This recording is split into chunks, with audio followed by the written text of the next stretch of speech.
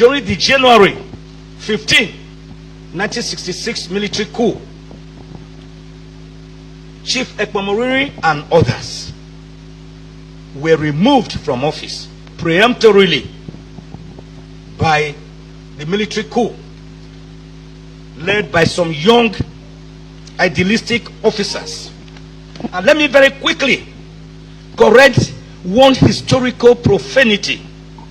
One historical profanity. Because by the grace of God, I'm not just a lawyer, I'm an historian and an archivist. And things must be put in historical perspective. Whenever I hear people say the 1966 coup was an Igbo coup, it is a lie from the pit of hell. It is not true. It was a coup led by dissatisfied, disgruntled Nigerians. There were 21 people in all, with the forefront leader being Major Kaduna Nzogu Chukuma from Okpanam near Asaba in the present day state. Therefore, let me tell you that others who have always made them to say it was an Igbo coup were Major Emmanuel Ifeajuna, Major Chris Anuforo, Major Timothy Onwatuego, Major Humphrey Chukwuka, Major Don Okafo, Captain Ben Bullier, Captain Emmanuel Ngobosi, and Captain Ogbu Oji. These were the 7 Igbos. But now, let us look at the list of the coup players. We have Major Adewale Ademoyegun. He was Yoruba. He's the one who authored the book, Why We Struck. We had Captain G. Adeleke. He was Yoruba. We had Captain Fola Oyewole. He was Yoruba. Who authored the book, The Reluctant Rebel. We had Lieutenant Aru Egbiko. He was Asian from our own Edo State. We had Lieutenant Tijani Kasina. He was Hausa Fulani. We had Lieutenant O. Olafe Miyo, Yoruba. We had Captain Gibson Jalo. He was of the Middle Belt. We had Lieutenant Hope Harris Egaga. He was an Yoruba man. We had Lieutenant Dag Waribori. He was an Ijaman. We had Second Lieutenant Saleh Dambo. He was Hausa.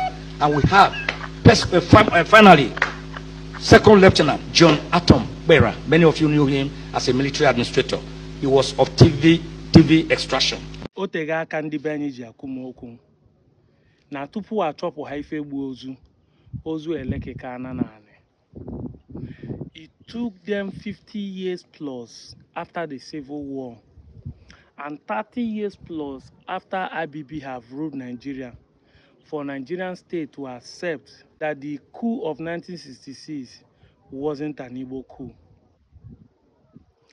But if you are just believing it, it's because you never believed us that we are the one telling you the truth. Because I and my team have directly and apparently has made it clear that that coup wasn't an Igbo coup.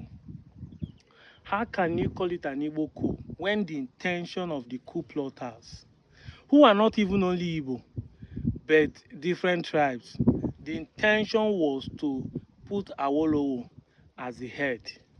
Anyway, now that we have accepted that it's not an Igbo coup, can we also accept that that was an Yoruba coup? If the coup must be tagged according to the intentions.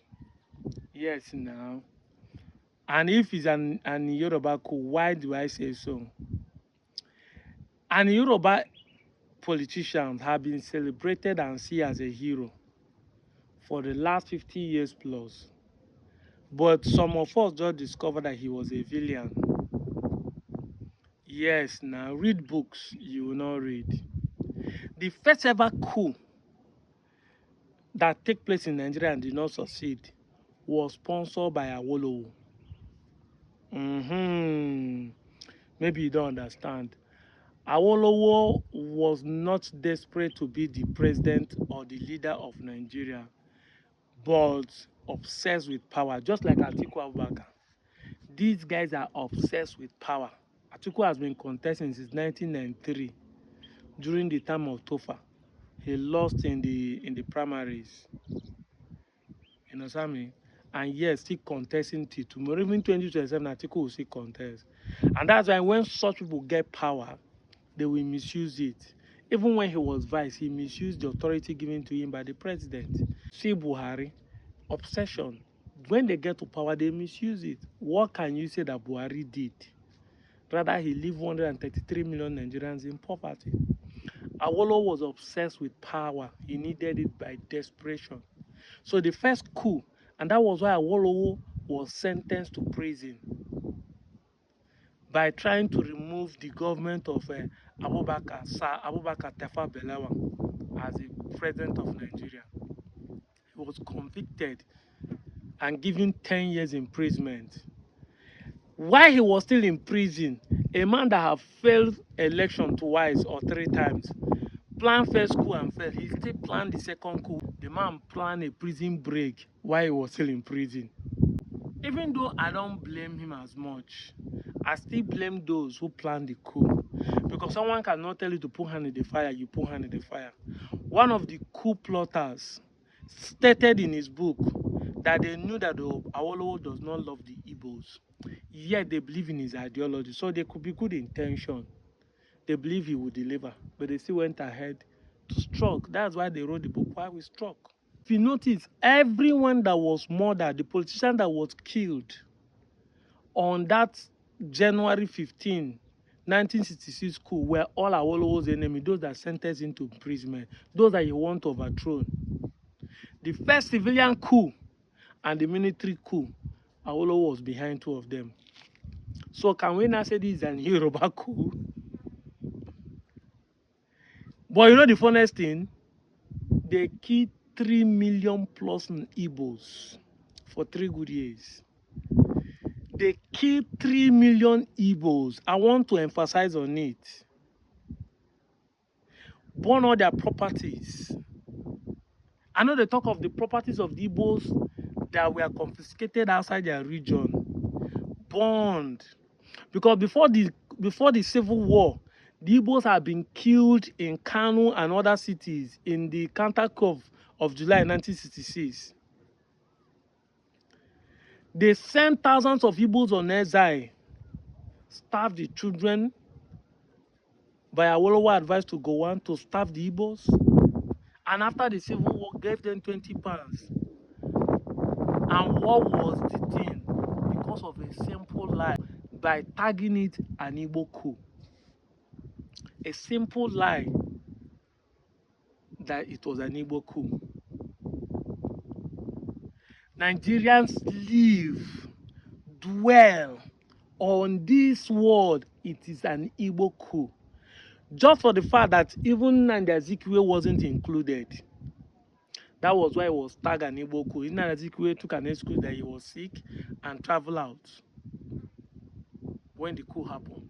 The lieutenant colonels are Igbos as of January 15, 1966.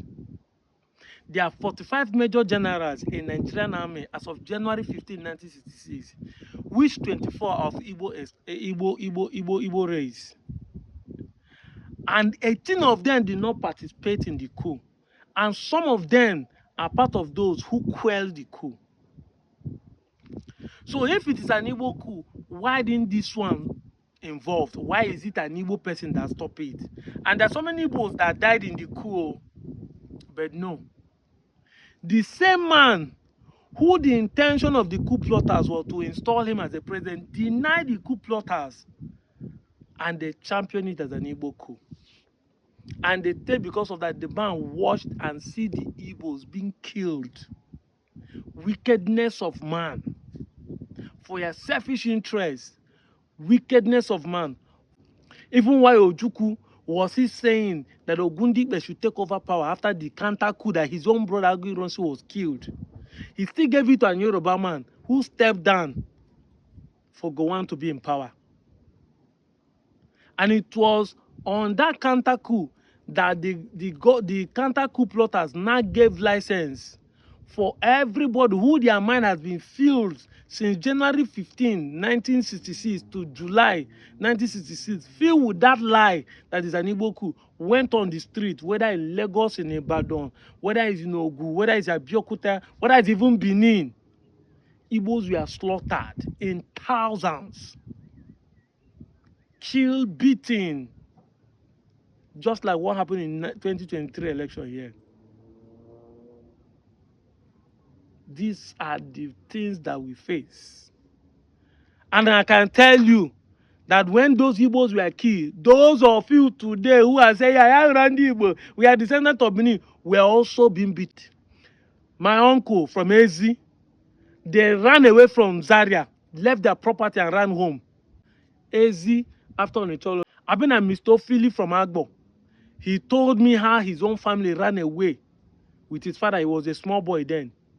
They ran away from that counter coup. Igbos were slaughtered in Bauchi, everywhere in Nigeria apart from Igbo areas. And that's why the Igbos left and returned back home. Now all of you are saying, but it was this person that removed it. Yet we have even provided evidence that even the law made by Agin Rossi wasn't to remove the, to remove the regional government. That is what's one that removed the regional government, but you still bend down because you still want to continue lying.